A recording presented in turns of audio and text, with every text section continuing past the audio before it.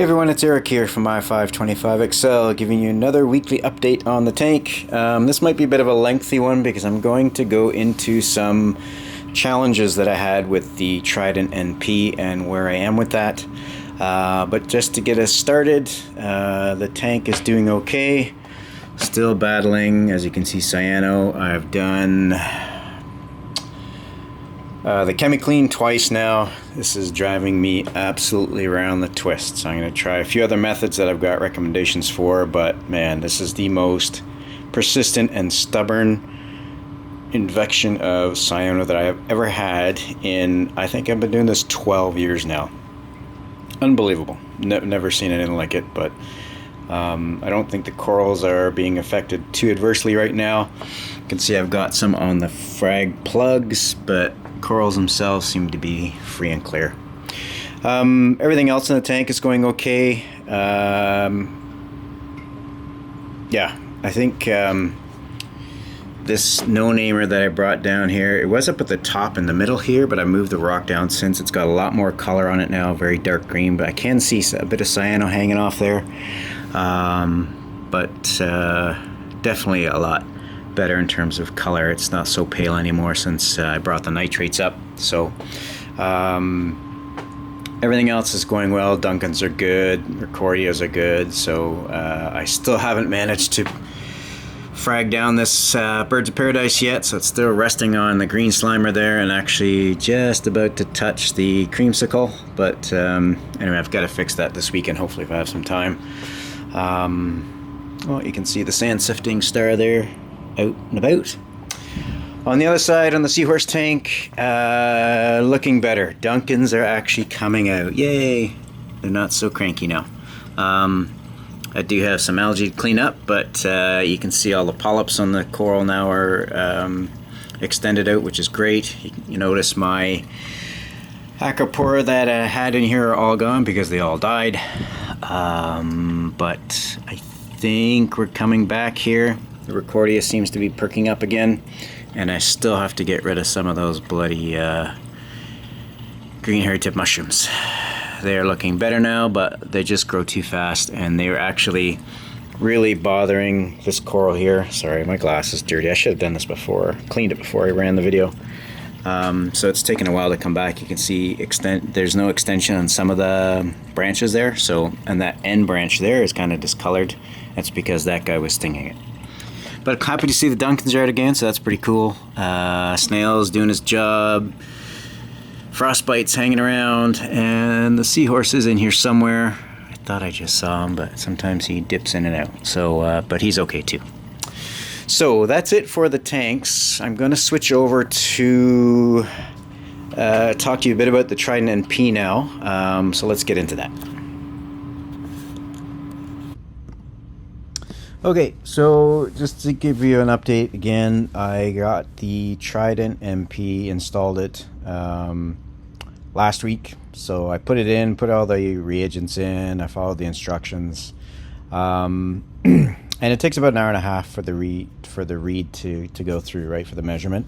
So one thing I always want to do is make sure that what I'm getting is what I'm supposed to get. So I pulled out the all-in-one unit that I have, which I'm picturing here. And I was measuring phosphate and nitrate on both the Hanna, so nitrate, phosphate, and then the phosphate and nitrate on the Trident NP.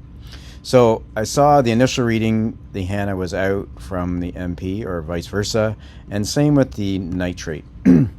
Now when I opened the box of reagents, I noticed that one of them, the reagent number 3, which I believe is used for the nitrate, was leaking. So you can see the picture here. There was it was leaking in the carton itself. So I reached out to resupplies.ca.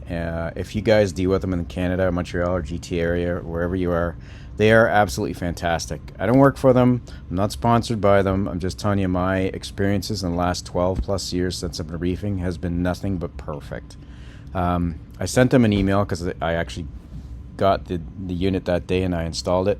I sent him an email saying, hey guys, just a heads up, I got the reagent in, it was leaking, and within 20 minutes I got an email with shipping confirmation of a new box of reagents. So they were just fantastic. No questions asked. They're absolutely amazing folks to deal with. Again, reefsupplies.ca if you're looking for someone to order in Canada or the eastern end. Anyway, back to the story. So I thought, okay, maybe, it could be contaminated. So I did some more measurements on the 18th. As you can see, Hanna phosphate was 0.1. Trident was 0.09. Not great, but not bad. But then the Hanna nitrate was 21. And Trident NP was 13 for the nitrate levels. And I'm thinking, yeah, something's definitely not right. So I'm like, okay, maybe it's probably contaminated. So I did another reading the next day. Got a bigger spread on Hanna and Trident on both. I'm thinking something's just not right. So you know what? I figured I'll do a calibration on the Trident. So I did that. Followed the instructions that are on the site. Phosphates came closer in line. Hanna did not. So I was kind of getting a little frustrated reading all these negative reviews. So I took another day, did a measurement. You can see phosphate is bang on. But again, nitrate on the Hanna versus the Trident is not. So I said, okay, well, I'll wait for the new reagents. I'm not going to sweat it, right? I figured it's probably just contaminated because I saw phosphate came back in line. So I got the new reagents in on the 23rd, and I did another calibration, and then I ran the test. I'm still getting a bit of a delta, right? 12 to 7. Thinking, a little frustrating. So I did another reading, and I did not record it here. I apologize. I should have. I did another reading with the Hanna and the Trident on the MP. Sorry, the Trident NP for nitrate. And then my Hanna said I was like 19 parts per million. I'm thinking, I don't think so. Did another reading on the nitrate NP, and it was staying steady at 13. So I did another reading on the Hanna, and it was still measuring. It measured 20, and this was still 13.8. So this figure never actually changed. So this is taking like 3 hours, right? Because every time I got to do a measurement on the NP. So then I said, you know what? I think there's a problem with my Hanna checker.